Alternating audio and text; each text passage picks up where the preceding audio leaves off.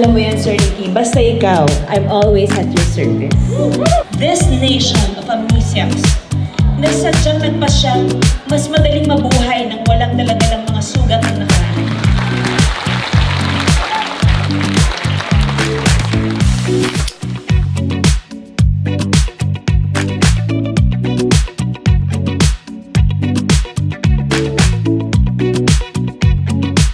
The youngest Hall of Famer, Miss Judy Ann Santos for Best Actress. Para man po yan sa mga pelikulang Espantajo, Mindanao at Kasal, Kasali, Kasal. She is the youngest Hall of Famer in the Best Actress category. Hindi ko naisip kailanman na makakarating ako sa puntong magiging Hall of Famer ako.